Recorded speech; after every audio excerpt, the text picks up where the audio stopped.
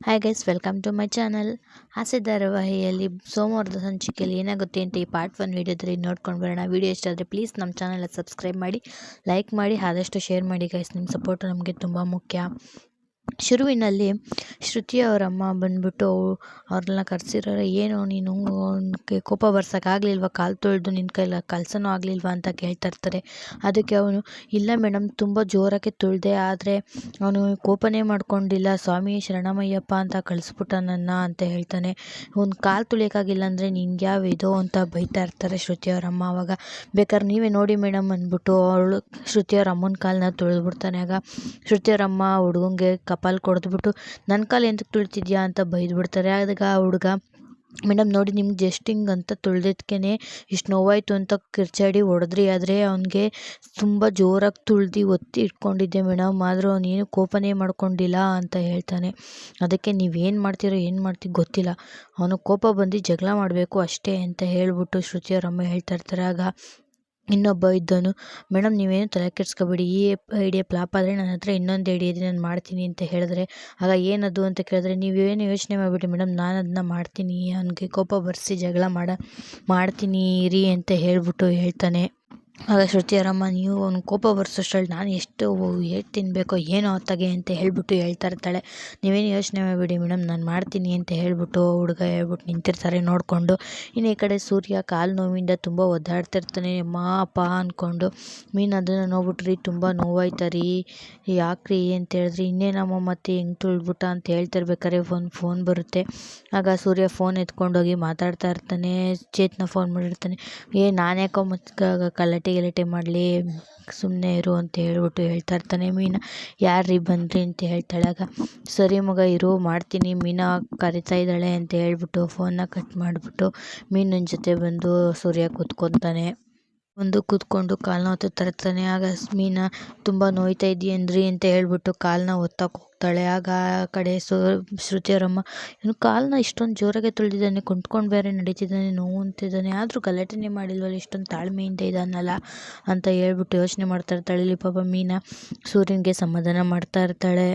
ಇನ್ನು ಈ ಕಡೆ ರೋಹಿಣಿ ರೆಡಿ ಆಯ್ತಾ ಕೂತಿರ್ತಾಳೆ ಟೆನ್ಷನಲ್ಲಿ. ಅಷ್ಟರಲ್ಲಿ ಅಲ್ಲಿಗೆ ಅವ್ರ ಅತ್ತೆ ಬಾಗಿಲು ತಟ್ಕೊಂಡು ಬರ್ತಾಳೆ. ಆಗ ಪೂಜೆ ಹೋಗ್ಬಿಟ್ಟು ಬಾಗಿಲು ತೆಗೆದ್ರೆ ಒಳಗಡೆ ಬಂದ್ಬಿಟ್ಟು, ಈ ಗುಂಗ್ರಿ ಎಲ್ಲಿ ನಿಮ್ಮ ಸಾವುಕಾರಿಸಿದ್ದ ಇನ್ನೂ ಬಂದೇ ಇಲ್ಲ ಅಂತ ಕೇಳ್ತಾರೆ. ಅದೇ ನಾನು ಆಲ್ಮೋಸ್ಟ್ ರೆಡಿ ಆಗ್ತಿದ್ದೀನಿ ಅಂದರೆ, ನಿಂದು ಬಿಡು, ಎಲ್ಲಿ ಸಾವುಕಾರಿಸಿದ್ದ ಇನ್ನೂ ಬಂದೇ ಇಲ್ಲ ಅಂತ ಬೈತಾಳೆ.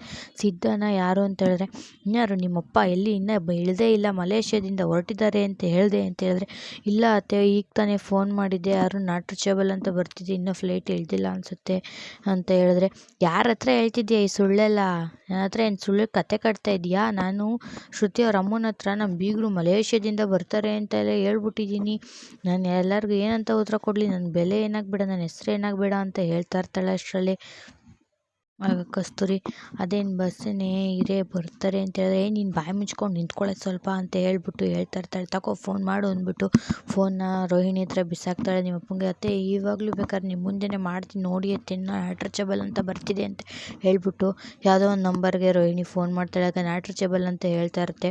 ನಿಮ್ಮಪ್ಪ ಫೋನ್ ಮಾಡಿದ ತಕ್ಷಣ ನನಗೆ ಹೇಳಬೇಕು, ಇನ್ನೂ ಎಷ್ಟೊತ್ತಾಗುತ್ತೆ, ನಾನು ಇನ್ನೂ ಎಷ್ಟು ಜನಕ್ಕೆ ಎಷ್ಟು ಉತ್ತರ ಕೊಡಬೇಕಲ್ಲಿ, ನಿಮ್ಮಪ್ಪ ಬರ್ತಾರೆ ಅಂತಲೇ ಶ್ರುತಿ ಜೊತೆ ನಿಂದು ಕರಿಮಣಿ ಶಾಸ್ತ್ರ ಇಟ್ಕೊಂಡಿರೋದು ಅಂತ ಹೇಳಿದ್ರೆ, ಆಗ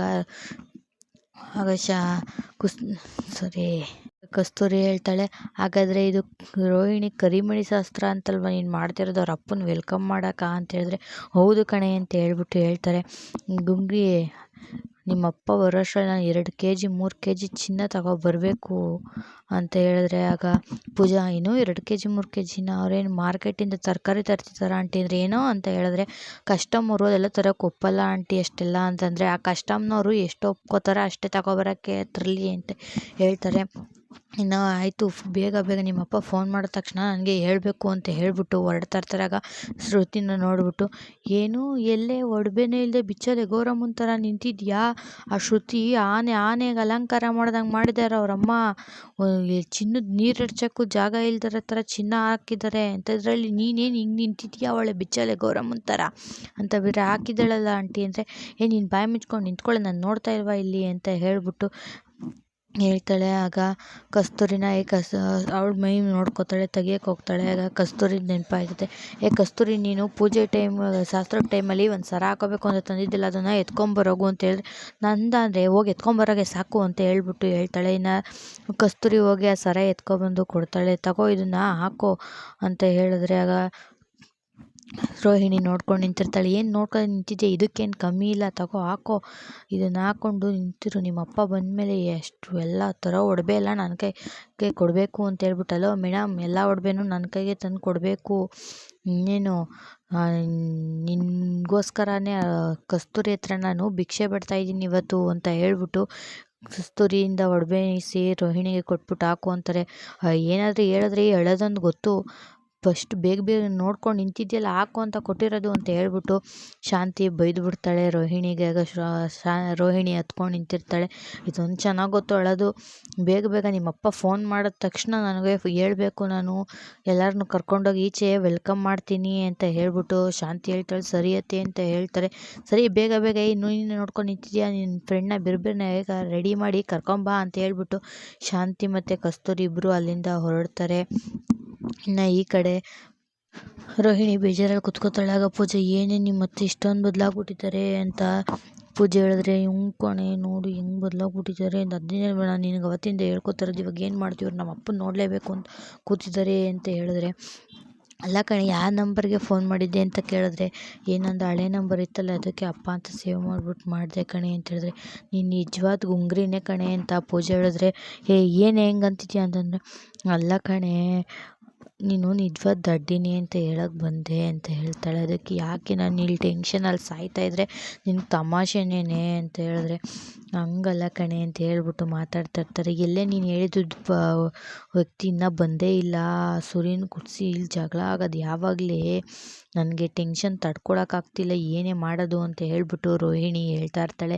ಇಲ್ಲ ಕಣೆ ಕಾಲ್ ಮಾಡಿದ್ದೆ, ಇಲ್ಲೇ ಚೌಟ್ರಿ ಹತ್ರ ಬಂದಿದ್ದೀನಿ ಅಂತ ಹೇಳಿದ್ರೆ, ಇನ್ನೇನು ಬರ್ಬೋದು ಇರು ಅಂತ ಹೇಳ್ತಾ ಇರ್ತಾಳೆ. ಅಷ್ಟರಲ್ಲೇ ಪೂಜೆ ಕರೆಸಿರೋ ವ್ಯಕ್ತಿ ಡೋರ್ನ ನಾಕ್ ಮಾಡ್ತಾ ಇರ್ತಾನೆ. ಆಗ ಹೋಗಿ ಡೋರ್ನ ಓಪನ್ ಮಾಡಿಬಿಟ್ಟು ಬಾ ಅಂತ ಹೇಳ್ಬಿಟ್ಟು ಒಳಗಡೆ ಕರ್ಕೊಬರ್ತಾರೆ. ಕರ್ಕೊಬಂದ್ಬಿಟ್ಟು ಇವನೇ ಕಣೆ ಅಂತ ಹೇಳಿದ್ರೆ, ನಿಮ್ಗೆ ಹೇಳಿರೋದೆಲ್ಲ ನೆನಪಿದ್ಯಾ ಅಂತ ಕೇಳಿದ್ರೆ, ನಾನು ನಾರ್ಮಲಾಗಿದ್ದಾಗ ಹೇಳಿದ್ರೆ ನೆನಪಿರ್ತಿರಲಿಲ್ಲ, ಆದರೆ ನಾನು ಚೆನ್ನಾಗಿ ಟೈಟಾಗಿದ್ದಾಗ ಹೇಳಿದರೆ ತುಂಬ ಚೆನ್ನಾಗಿ ನೆನಪಿದೆ. ಆ ವ್ಯಕ್ತಿ ಯಾರು ಅಂತ ತೋರಿಸಿ ಚೆನ್ನಾಗಿ ಕುಡಿಸ್ಬಿಟ್ಟು ಗಲಾಟೆ ಮಾಡಿಸ್ತೀನಿ ಅಂತ ಹೇಳ್ತಾ ಇರ್ತಾನೆ. ಸರಿ ಅಂತ ಹೇಳ್ಬಿಟ್ಟು ಅವನಿಗೆ ಚೆನ್ನಾಗಿ ಕುಡಿಸ್ರಿ, ಮಿಕ್ಕಿದ್ದನ್ನ ನಾವು ನೋಡ್ಕೋತೀವಿ ಮಿಕ್ಕಿದ್ದ ಅಂತ ಹೇಳ್ತಿದ್ರೆ, ಸರಿ ಹಂಗಾರೆ ಅವ್ನಿಗೆಲ್ಲ ಚೆನ್ನಾಗಿ ಕುಡಿಸ್ಬಿಟ್ಟು ಮಿಕ್ಕಿರೋದು ನಿಮ್ಗೆ ತಂದು ಕೊಡ್ಬೇಕಾ, ನೀವು ಕುಡಿತೀರಾ ಅಂತ ಹೇಳಿದ್ರೆ, ಹಂಗಲ್ಲ ಕಣಯ್ಯ ನಾವು ಹೇಳಿದ್ದು ಅಂತ ಹೇಳ್ತಾ ಇರ್ತಾರೆ. ಇಲ್ಲಿಗೆ ಪಾರ್ಟ್ 1 ವೀಡಿಯೋನ ಮುಗಿಸ್ತೀವಿ, ಮತ್ತು ಪಾರ್ಟ್ 2ನಲ್ಲಿ ಸಿಗ್ತೀವಿ. ವೇಟ್ ಮಾಡ್ತಾರೆ. ವೀಡಿಯೋ ಇಷ್ಟ ಆದರೆ ಪ್ಲೀಸ್ ಸಬ್ಸ್ಕ್ರೈಬ್ ಮಾಡಿ, ಲೈಕ್ ಮಾಡಿ.